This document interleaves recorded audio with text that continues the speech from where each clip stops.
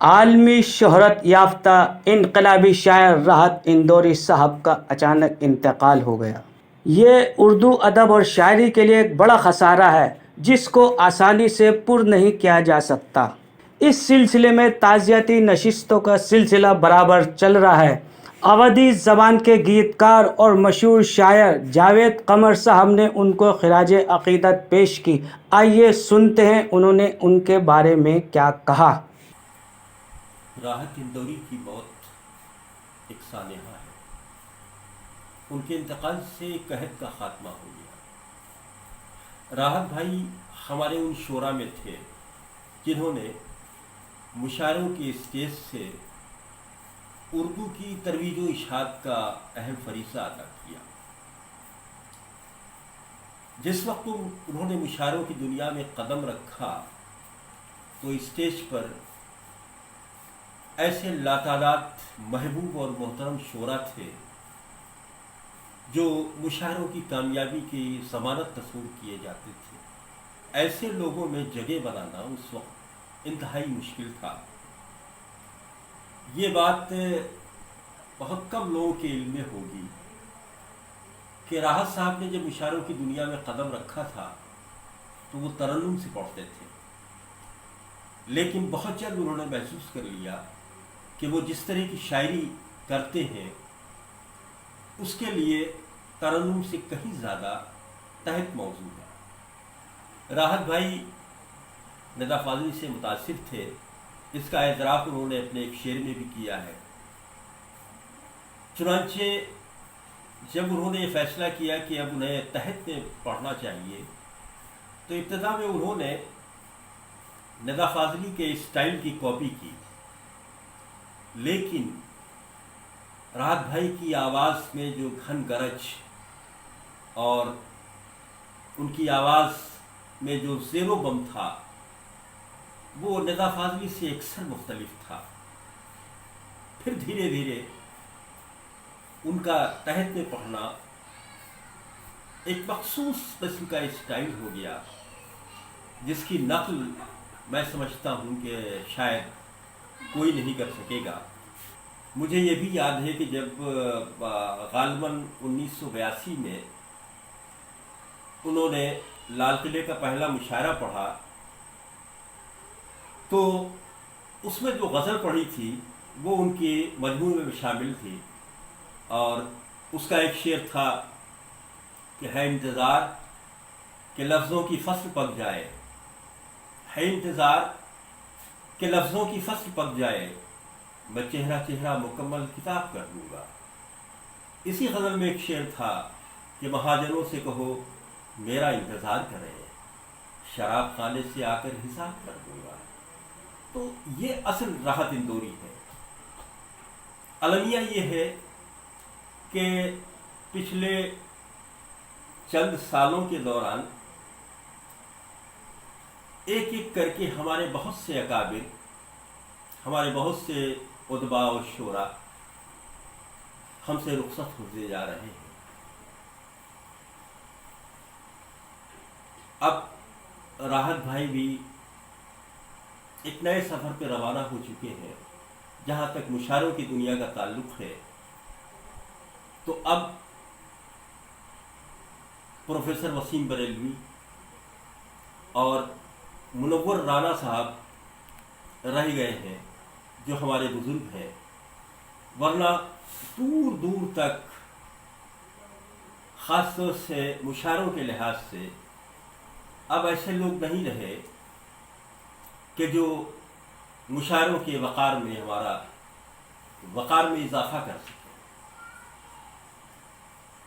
راحت بھائی نے عوامی شاعری کی، انہیں عوام کے احساسات اور جذبات کے ساتھ جڑنا وہ اس کا ہنر ان کو معلوم تھا کہ انہیں کس جگہ کس موقع پر کس طرح کی شاعری پڑھنا ہے۔ یہی وجہ ہے کہ وہ حالات سے بھی متاثر ہو کے انہوں نے شعر کہے اور اس کی دور دور تک پذیرائی بھی لوگوں نے کی۔ عوامی شاعری کا مقصد بھی یہی ہوتا ہے लेकिन इन तमाम तर तजादात के बावजूद राहत इंदौरी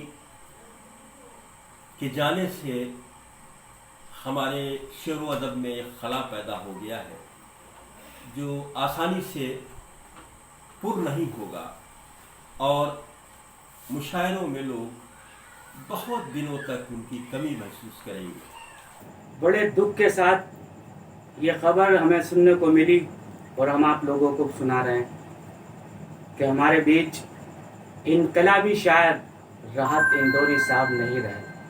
वो कोरोना से व्यस्त थे और इस सिलसिले में उनका इलाज भी हो रहा था, लेकिन अचानक ही खबर आई कि उनका इंतकाल हो गया। अटैक पड़ने से उनका इंतकाल हुआ।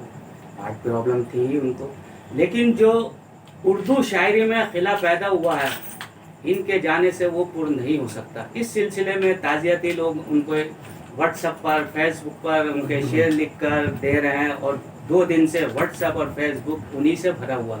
इस सिलसिले में हमने बहुत से लोगों से मालूमात की। हमारे साथ बहुत से जो उनके शहदाई थे, जो उनको जानते थे, जो शायरी से मोहब्बत रखते थे, उनको बहुत अफसोस है। इस सिलसिले में हमारे साथ शेख अलीमुद्दीन असदी जुड़े हुए हैं। हम इनसे जानना चाहते हैं कि राहत भाई के बारे में 2 शब्द करके इजहार ताज़ियत करें। डॉक्टर राहत इंदौरी इस सदी के, मैं समझता हूँ, जिस दौर में जब आज़ादी की लड़ाई लड़ी जा रही थी उस दौर में बिस्मिल सईदी, अली सरदार जाफरी या हमारे अल्लामा अनवर साबरी जैसे इनकलाबी शायर हुआ करते थे। उन कमी को पूरा करने के लिए जिस तरह तर्जुमानी की उर्दू में राहत इंदौरी ने, उसकी मिसाल नहीं मिलती। शायर बहुत है, प्रोफेसर बहुत है। जो खूबियाँ राहत इंदौरी में अपनी बात को शायरी अंदाज में, मुनज़्ज़म अंदाज में पेश करने का तरीक़ा था, बबांग दौल जिसका इजहार करते थे, चाहे हुकूमतुल वक्त के जिम्मेदार स्टेज पर हुआ करते थे या सरकारी अफसरान हुआ करते थे, वो अपनी बात कहने में झिझक महसूस नहीं किया करते थे। जिस तरह उन्होंने बाबरी मस्जिद पर, हिंदुस्तान के मुसलमान के हालात पर, हिंदुस्तान की इक़्तिसादी हालत पर, हिंदुस्तान के वज़ीर आज़म पर जिस बेबाकी के साथ उन्होंने शेरी तर्जुमानी की है, उसकी मिसाल इस हिंदुस्तान में 2020 और 2020वीं सदी हो, उसमें मिसाल नहीं मिलती। जिस तरह की तर्जुमानी हमारे राहत इंदौरी ने की, उसकी मिसाल नहीं मिलती।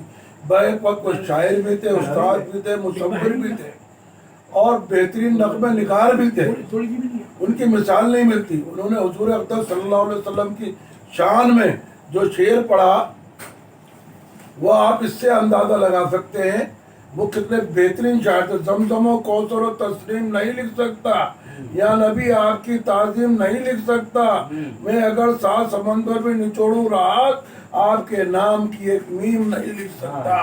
आप देखिए, इतना बड़ा शायर जो तनकीद करता है, वो हुज़ूर अक़दस सल्लल्लाहु अलैहि वसल्लम की शान में कसीदा भी पढ़ता है और किस अंदाज में पढ़ता है, उसकी मिसाल लाखों हज़रात में भी मैसर नहीं है। किस अंदाज में, कितने अच्छे अंदाज में उन्होंने हिंदुस्तान की तर्जुमानी की। आज दुख के साथ कहना पड़ता है, आज उर्दू की खला, उर्दू की महफिलों में, मुशायरों की महफिलों में इस जैसा मुमताज़ शायर, बेबाकी से कहने वाला, सादा मिजाज, शोहरत का ना हामी, ना ललक, ना चाहत, ऐसे शख्स को चले जाना हमारे लिए दुख की बात है। इससे ज़्यादा हम कुछ नहीं कह सकते। अल्लाह ताला उनके लवाकिन को सब्र जमील अता फरमाए। और उन्होंने पहले कहा था, मरने से चंद रोज़ पहले इंतकाल से, कि मुझे तक आप तक जो है फ़ोन पर, मोबाइल पर परेशान मत करें और मेरे लिए दुआ करें दराज़ उम्र के लिए। अल्लाह ताला ने जो लिख दिया कातिब तकदीर ने, वो आमना सदकना अटल है, उसके आगे किसी को चारागरी नहीं है। ये वक्त मुक़द्दर उनके, और उन्होंने अपने बारों में जितने शेर कहे, मैं समझता हूँ किसी और शायर ने नहीं कहे। ये कितनी अच्छी बात की कि उन्होंने ये कहा कि मौत तो आनी है, मौत बरहक है। इस वजह से डिस्टर्ब ना करें, फ़ोन पर व्हाट्सएप में बात करता हूँ। और अगले ही दिन जो उनके इंतकाल की खबर आ गई, इससे जो शायरी दुनिया में शौक का एक माहौल सा पैदा हो गया, जो इस फैला हुआ है उर्दू शायरी में, उसको कोई पूरा नहीं कर सकता। कैमरा पर्सन बताना के साथ मोहम्मद। सियासी तकदीर यूट्यूब चैनल को सब्सक्राइब करें और बेल आइकन पर क्लिक करें ताकि आपको सबसे पहले खबरें मिलती रहें।